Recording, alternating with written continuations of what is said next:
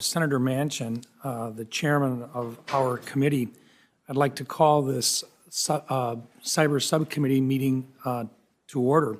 Senator Manchin has been delayed, but in his usual bipartisan fashion, he asked that we get the meeting started and that he will be in as quickly as he can. I will begin with an opening statement, and then we'd love to hear from you, and hopefully by then Senator Manchin will also be able to participate in this open portion of the session. So I would like to begin by first of all thanking Senator Manchin for the bipartisan effort in which he allows us to begin this process. And second of all, I would like to thank all of our witnesses, Ms. Eoyang, Major General Kennedy, and Rear Admiral Foy. Our hearing today addresses an issue that has unfortunately been a near permanent headline over the last year. Ransomware attacks have plagued businesses across the United States, and it seems like no one is immune, not schools, not hospitals, or certainly not government systems. Just in the last few months, several large ransomware attacks of the Colonial Pipeline and the JBS Meatpacking Company have disrupted the everyday lives of Americans. These attacks shine a spotlight on several areas that we need to pay closer attention to. First, the capabilities of our adversaries are growing rapidly, and their ability to execute increasingly disruptive attacks is quite worrying. In this case of the Colonial Pipeline attack, a single ransomware attack was able to disrupt gas availability across a large section of the United States for almost a week. Second, the ability of private businesses and organizations in the United States to defend their digital infrastructure needs significant improvement. And third, the federal government's capabilities to prevent and respond to these attacks also needs to improve to meet this growing threat to protect not only the federal government systems, but also the nation as a whole. I believe that we need to have a robust national dialogue on the shared responsibilities of the federal government and the private sector in addressing these cyber threats. We need to have a public policy debate on the responsibilities of industry for their own cybersecurity competency and their enforcement of cyber hygiene within their organizations. I believe we also need to improve information sharing about cyber attacks. In a hearing in front of our committee earlier this spring, General Nakasone, Commander of the United States Cyber Command, and the Director of the National Security Agency discussed cyber attacks being conducted against the United States targets by foreign cyber actors by describing that, and I quote, "It's not the fact that we can't connect the dots. We can't see all of the dots," end quote. I think it is time to explore a requirement for industry to make confidential disclosures of cyber attacks above a certain threshold to the appropriate authorities to strengthen our ability to more quickly find and respond to these cyber attacks. These topics for debate extend beyond the jurisdiction of the Cyber Subcommittee of the Senate Armed Services Committee, but I believe that we must address these issues holistically, and I look forward to working with my colleagues on the other committees of jurisdiction and with industry to explore the policies necessary to better protect our nation. Now, in addition to discussing the roles and responsibilities of the private sector in defending themselves against cyber attacks, it's also time to discuss the roles and responsibilities of the federal government in responding to ransomware attacks on private industry, and any response must take a whole-of-government approach. In the fiscal year 2021 National Defense Authorization Act, our committee included a provision to establish a national cyber director to act as an advisor to the president and coordinate activities like cyber incident response across the federal government and with private industry. I urge the president to move quickly to stand up that office in order to improve coordination across the federal government in response to the ever-growing number of cyber attacks. While the Department of Homeland Security, Department of Energy, or the Department of Justice often leads efforts in responding to these attacks, I think it is important for our committee to assess what the appropriate role is for the Department of Defense in defending the nation from attacks that often are conducted by criminal actors in foreign nations. I am sure that there are many areas where improvements can be made across the entire federal government in addressing this growing threat. Now, I want to be clear. The 2018 Department of Defense Cyber Strategy defines 3 main cyber missions, one of which is to defend the United States and its interests against cyber attacks of significant consequence. I look forward to hearing today about what has been the Department of Defense's role in responding to recent ransomware attacks. However, I would be interested in hearing what additional efforts and capabilities could be provided by the Department of Defense to deter and counter ransomware attacks as part of a whole-of-government approach. I know that there are many aspects of the cyber capabilities of the Department of Defense that cannot be discussed in public, and I look forward to hearing more in the closed session later this afternoon. Once again, I want to thank all of you for your willingness to testify today, and I look forward to the conversation here in this open session. Now, I would at this time, on behalf of Chairman Manchin, like to introduce our briefers here today and ask you to give your testimony, and then when the chairman is able to come back in, we'll have him give his testimony as well. We have Ms. Mieke Eoyang, Deputy Assistant Secretary of Defense for Cyber Policy. Welcome. Major General Kevin B. Kennedy, Director of Operations for the United States Cyber Command. Welcome, sir. And Rear Admiral Ronald A. Foy, Deputy Director for Global Operations. You're all here to share your thoughts, and we're here to listen to testimony on ransomware. And with that, Ms. Eoyang, I'm not sure if you have a planned sequence or not, but I would invite you to begin if you'd like. Thank you, Senator Ernst. I'm pleased to be here with General Kennedy, Director of Operations for U.S. Cyber Command, and Admiral Foy, the Deputy Director of Global Operations at the Joint Staff, to discuss the Department of Defense's role in addressing the urgent threat of ransomware. I have submitted a joint statement on behalf of all 3 witnesses, and will provide that and then turn to my colleagues for their additional remarks. And your full written testimony will be included for the record. Thank you. Thank you, Senator. And before I begin, as Senator Rounds, you've noted, we are not able to discuss sensitive military cyber operations in this open, unclassified setting, and we look forward to providing you additional details in the closed session that follows. I can say this much, however. The department recognizes the seriousness of this threat to U.S. critical infrastructure.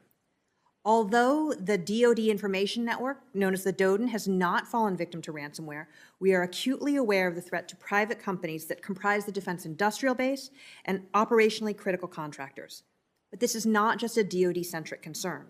The recent Colonial Pipeline and JBS compromises have demonstrated ransomware's potential to disrupt the lives of everyday Americans. Ransomware is increasingly emerging as a threat to our national, homeland, and economic security, and thwarting ransomware actors effectively requires a whole-of-government response that is coordinated with the private sector and our international partners. I applaud the members for your bipartisan leadership to ensure that the U.S. government is able to counter this threat. I understand that each of the states which you represent has suffered at least one ransomware incident involving essential public function, including those furnished by municipal governments, schools, and airports. As demonstrated by the incidents affecting the Pleasant Valley Hospital in West Virginia and law firms in South Dakota, ransomware hurts people and disrupts lives. These particular ransomware incidents happened recently, but the list of American ransomware victims is long and grows every day as the threat becomes pervasive. And it's not just in the United States. We have seen threats by ransomware to our partners and allies throughout the world, from Ireland to the UK to Brazil. This is a truly global problem. I look forward to working with you as we take up the cause of mitigating these disruptions to Americans' daily lives. President Biden has made it a priority to address the ransomware threat. This made clear the U.S. position that attacks on and disruption of our critical infrastructure through use of ransomware or any other cyber means is not acceptable.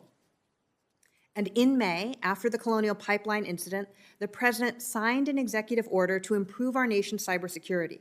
The order calls for federal agencies to work more closely with the private sector to share information, to strengthen cybersecurity practices, and to deploy technologies that increase resilience. Addressing the threat of ransomware will be a challenge. Part of this challenge is the increasingly blurry line between nation-states and criminal actors.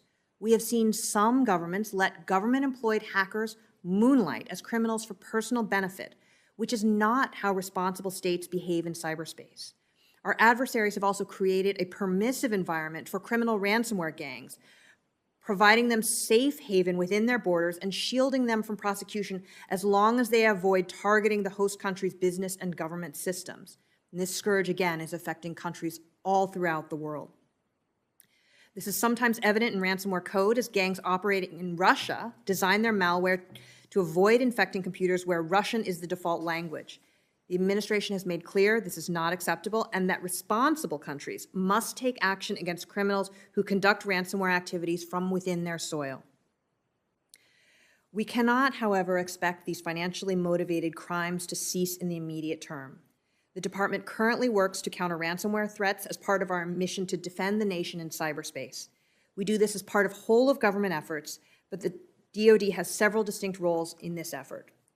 First, the department gains insight about hostile cyber actors through hunt-forward operations on allied and partner networks.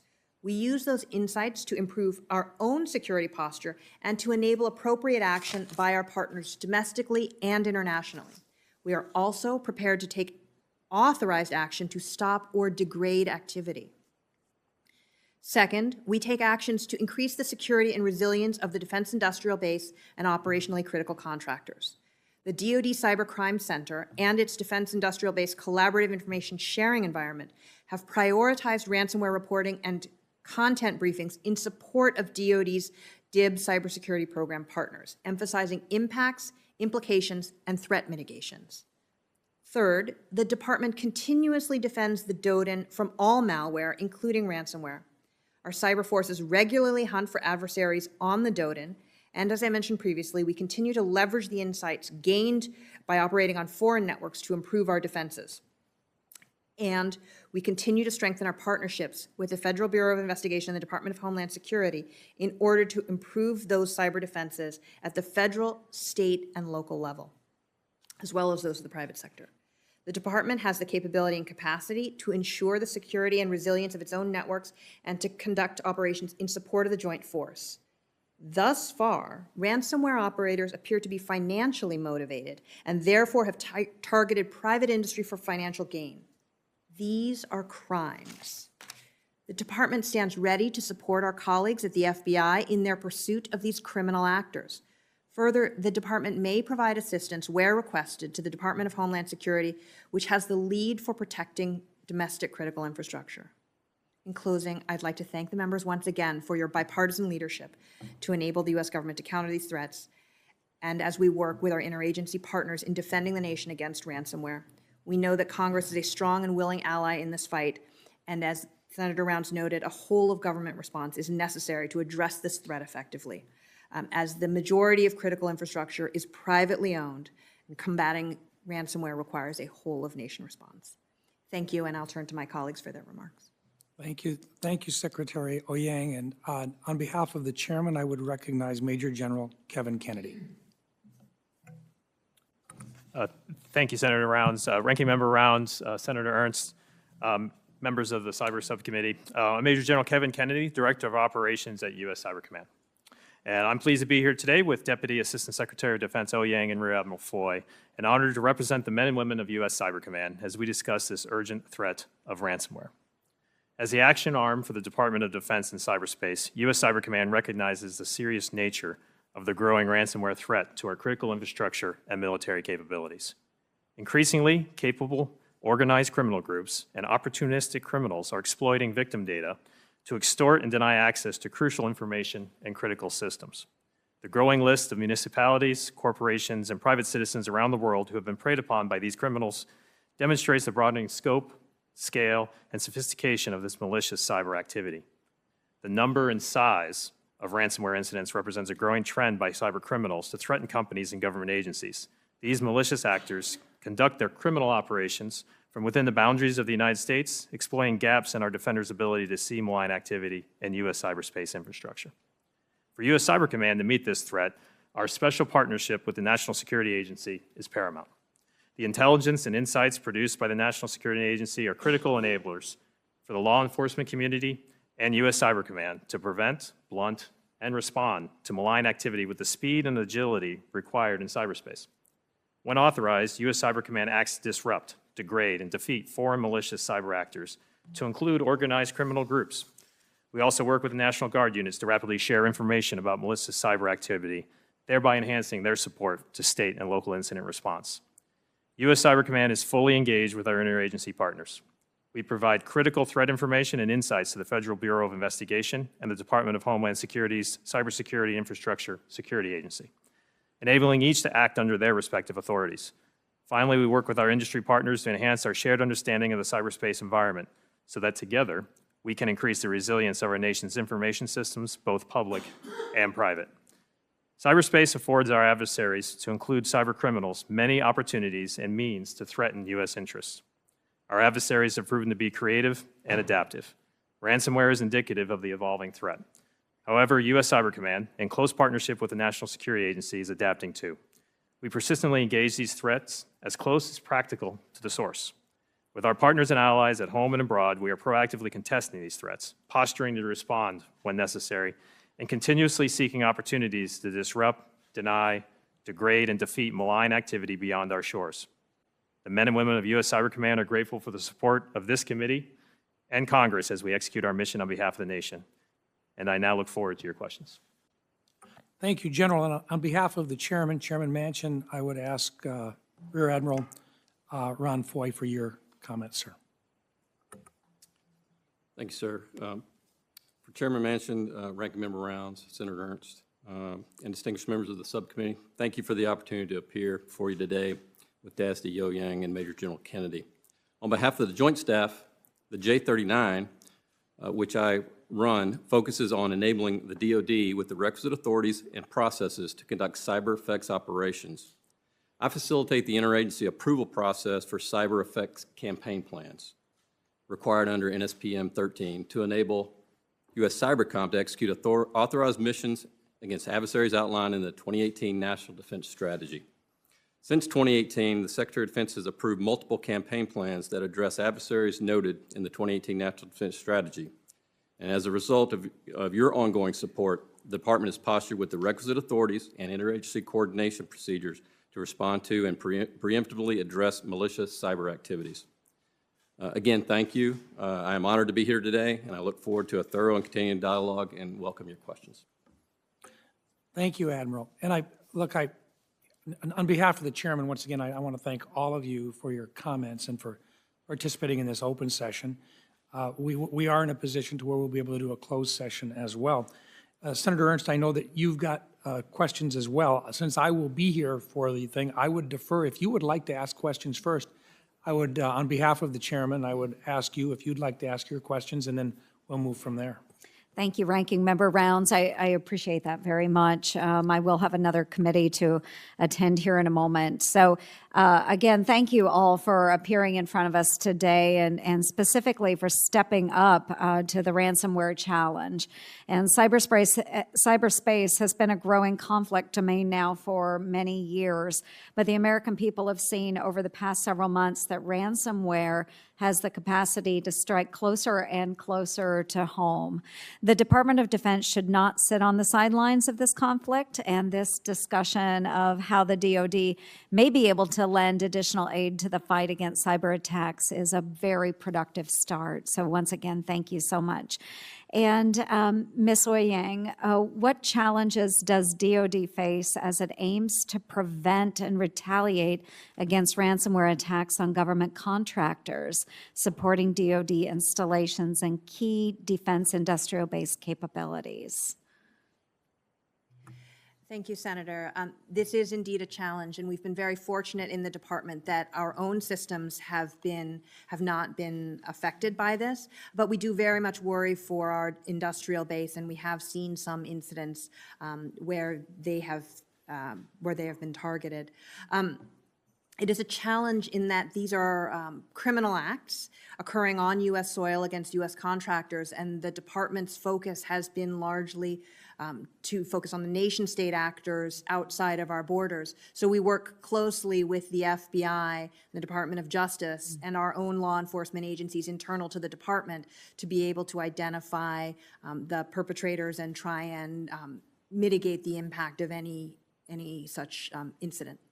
And taking that just a little bit deeper dive, what role is appropriate for the DoD as we play a role in this arena in supporting the government's response to those ransomware attacks on our critical infrastructure or with those defense contractors? What's appropriate for us? So, Senator, one of the challenges, well, the department has three main missions in cyberspace: defending the DoD, preparing to fight and win the nation's wars, and defending the nation. We won't be able to stop every attack from coming in. The volume is just too much. But the department can play a critical role in enabling other departments and agencies based on the insights that we can generate overseas against these actors to help them identify these individuals, and I'll turn to General Kennedy to give some more specifics on how that works. Thank you. Yes, Senator. So, Senator, I can talk as far as the policy of what it should be. I can talk about what we do. And so right now, there's kind of two primary phases. The first one is any attack that we want to see how we can prevent that from becoming to fruition. And so if we see indications of compromise or malware present in the environment outside the nation, we take that information and we provide those indications of compromise to our partners in the interagency, primarily through CISA and through the FBI. They then would be able to share with industry partners. With respect to the defense industrial base and our DIB contractors, DoD has the Defense Cybercrime Center, and we would share that information with them, and they have information sharing agreements in place that enables them to help provide them that awareness.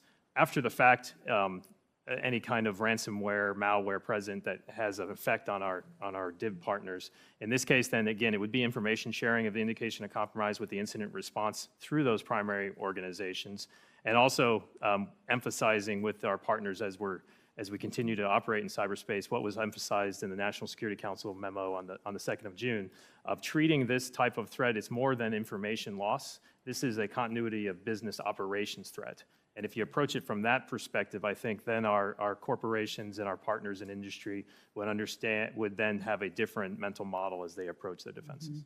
Thank you for that. And General Kennedy, while you have the floor, there are a number of high and low tech common operating platforms like Windows, Amazon Web Services, where government, military, and civilian industries all conduct business. So how do we improve the DoD's capability to integrate our defense capabilities or simply conduct information sharing and coordination across these common operating platforms and industrial networks? Well, Senator, the approach that we're taking within the department is an approach of looking at how we move from boundary defenses primarily to one of a zero trust type of environment, so we have more of a layered defense. And the critical aspects of that are how we encrypt our data at rest so that we can have access, how we understand the identity of the people that have access to the information within the networks, and also then how do you determine who is the data layer type of data responses that you put in place on your information. In addition to a level of resilience and boundary defense, just as I lock my windows and doors on my house, although I know that's not going to keep out a persistent adversary if they truly want to come in, but then inside, then we have other types of active defense and persistence that I have. The same holds true in the information space. Okay. And would that be then what we call cyber hygiene and just making sure that those services are enabled or those defenses are enabled? Yes, ma'am. There's some core practices of cyber hygiene that we practice in the department that we emphasize with our DIB partners as well in industry. Okay. Yeah, I appreciate that. My time has expired. Thank you, Ranking Member. Thank you. And on behalf of the chairman, and once again, we do this on a bipartisan basis, and I really do appreciate the chairman allowing us to proceed with this process. And he's in the middle of an infrastructure meeting right now, and he's going to be here as soon as he can. But I'll ask my questions, and then we'll move from there. I I want to begin by just kind of fleshing out a little bit about the role of the Department of Defense with regard to cyber attacks, and recognizing that the actual damage being done is in the forms of, in the case of the demand for a ransom to be paid, that occurs in the United States. But the actual attack itself originates, in many cases, in most cases, overseas. We'll have organizations, sometimes they're criminal organizations that are not part of a government, but may very well have found a safe harbor, so to speak, in another country. They will perpetrate a crime using computer systems not only in their own country, but in other countries that the other owners of those other computers may not even know that their computers are being used. In doing so, finding and directing and attributing really the location of where the beginning of the attack is a challenge, but it's one that we have become very good at. But in the meantime, the damage being done is in the demand of ransomware being paid in the United States. In an open, unclassified setting such as this, I wanted to explore a little bit the public policy side and the understanding that the Department of Defense really does play a role. And I would ask you to comment on this scenario. In the beginning years of our country, we made it very clear that when pirates would attack shipping that was vital to the United States, we actually created the Marine Corps in a way to actually go on out and find these private citizens who were acting as pirates. And we basically took them out, even though they had found a safe harbor in other sovereign countries. In doing so, we had extended and recognized that the defense of our country included the defense of our assets. We did this using our, at that time, Department of the Navy and the Marines. I'm going to say the Department of Defense today. I think it still holds true with regard to cyber attacks. And I think the Department of Defense clearly has a role to play in extending and in protecting, and I think most citizens in the country believe that if someone from out of the country is going to attack us, either critical infrastructure or, in the case of ransomware, if there is a way for our Department of Defense to either stop the incoming attacks or to respond accordingly outside of our country to those incoming attacks, would seem to be appropriate to do so.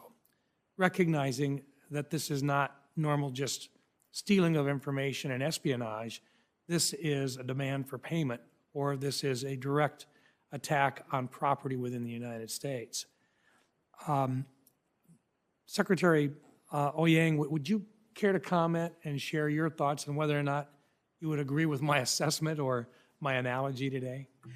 Senator Rounds, I very much appreciate your analogy to piracy because I've actually been thinking a lot about the development of international law and piracy as it relates to cybersecurity. And I think it's a very instructive one for us as a nation. One of the challenges that we saw with piracy is that territories at that time were either unwilling or unable to do anything about the threats that emanated from their territory. And I think this is a very important question for us to be asking now as we see these cyber actors who are operating outside the United States.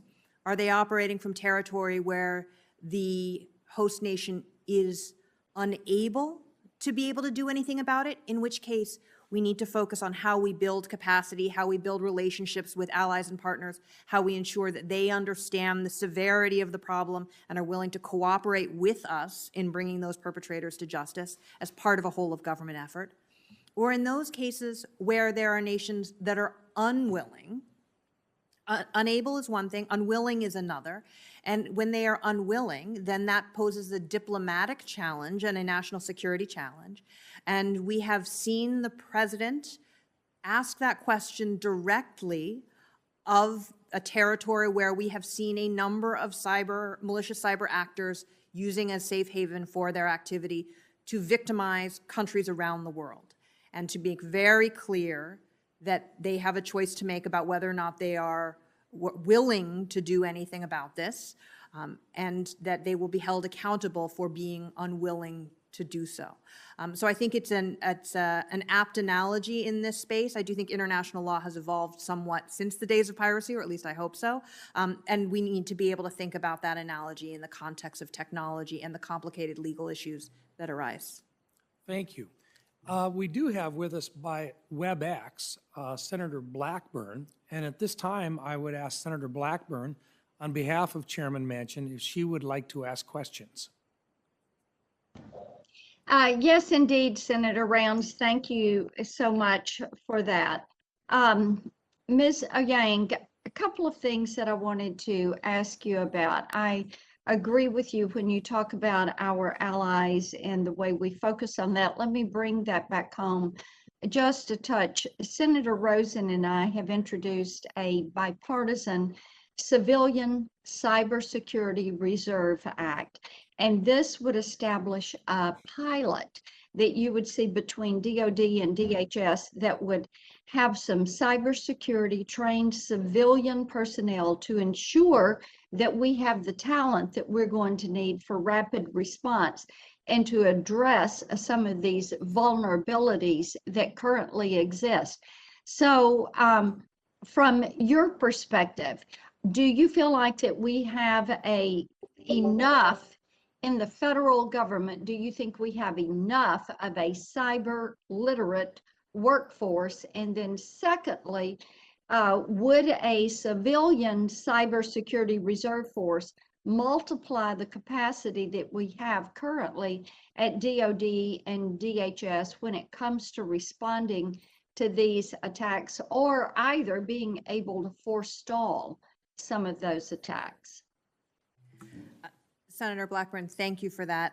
And I think you are certainly on to something when it comes to the capacity of the workforce. And certainly this is a national challenge. We have a cybersecurity literacy challenge, not just for the department, but for the nation. And so focusing on training, focusing on developing that workforce, I think is very important. I can't speak to the specifics of the particular legislation, but that's certainly something we would want to take a look at. And we thank you for thinking creatively about how we can solve this problem for the nation. Do you feel like that you have the authorities that are necessary for you there at DOD? Do you have what you need to require or to push for or even support a whole of government response when it comes to ransomware attacks? Or are there additional authorities that you would need in order to have a rapid response? Senator, the department at this time has all the authorities that it needs, and we really appreciate some of the legislative fixes that Congress has provided to us previously, and happy to address the ways in which we use those authorities in the closed session. Okay, thank you. Another area that Senator Rosen and I have decided to tackle is to look at developing an emerging technology qualification program, because our war fighters are not going to change the way they fight unless we change the way they think and the way they approach problem solving and the way they pull technology into that. We really see this as we're looking at artificial intelligence, as we're looking at autonomous vehicles, as we're looking at the more widespread utilization of 5G and how you integrate that into modern day warfare. So would an emerging technology qualification that helps to identify talent to build a force, would that be helpful to you all?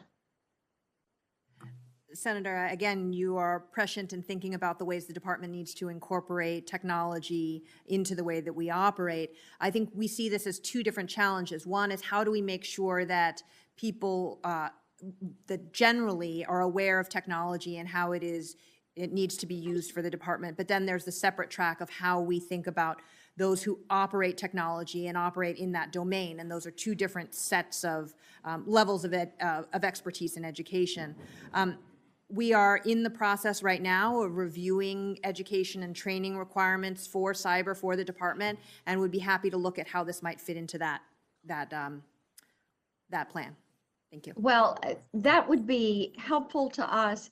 I honestly believe if we can begin to make some of these changes of how we're going to use this data, how we're going to crunch these data sets, and how they're going to help us with doing predictive analysis and then bringing that to bear, that it is going to help you all with the way you approach this and the way we deal with our allies and the way we defeat our enemies. So thank you very much for being with us today.